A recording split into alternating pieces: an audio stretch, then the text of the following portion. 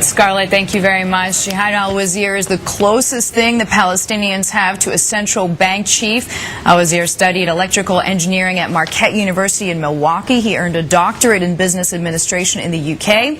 He was named the governor of the Palestine Monetary Authority more than 2 years ago, and he is joining us now in the newsroom. So glad to have you here with us this morning. So the IMF forecasts that the West Bank and the Gaza can see 7% growth this year, 8% next year, 10% in 2012. What are you doing to make sure that happens? Well, we've started the reform process 2 years ago, and I think now it's bearing fruit.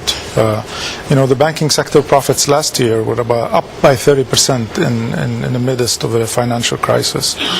Credit is up by 25%, and so we discovered that even though there are risks in the region, the political risks in Palestine were less than the outside following the financial crisis. So banks and investors started investing in the local market, and things have improved. Is that the number one challenge that you see to growth in the region, is that you just have concern, probably from private sources, from overseas, that there is such political instability in the region? Well, it's always been there. What's new is that recently security situation has improved. The peace process, even though it has its ups and downs, but business goes on, and I think investors are feeling that, and the stock market has performed, is one of the best performing stock markets in the Middle East compared to other regions, and with people having financial crisis and debt problems and so on. I think there are opportunities in an emerging market like this. Some critics might say that you've achieved the growth that you have based on donor aid and that you need more private money, more private capital. What would you say to them? I think there's truth to that.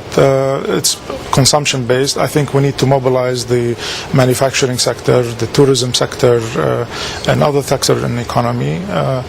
Donor funding is helping, and I think also easing of restrictions by Israeli occupation, and checkpoints have eased, and so there are movement, and investors are trying to come back. So it helps.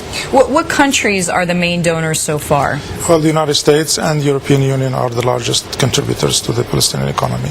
But what's important that this year, and the fiscal situation has improved, and the government percentage in terms of revenue has increased, and they are on the right fiscal path for stability, as well as to achieving at least 80% funding to local revenues. So you mentioned the EU and the US. Are you satisfied with the participation of other Arab nations? Do you feel like they support enough or giving enough money? It goes up and down, but I think recently things have improved also on Arab side. And usually when there is a gap, depending on the situation, if some of the funding comes in, weakens from one part, the other part comes in and tries to fill that gap. The important thing is that all this support is trying to sustain the peace process. And as you know, sometimes things are not working, sometimes they're not.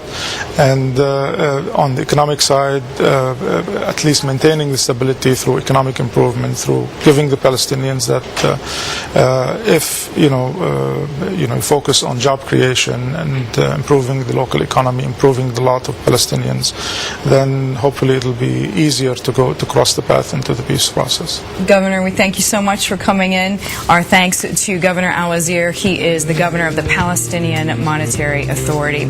Coming up next, we're going to talk about the world's largest money manager reporting earnings before the bell. We're going to be back to preview BlackRock's first quarter.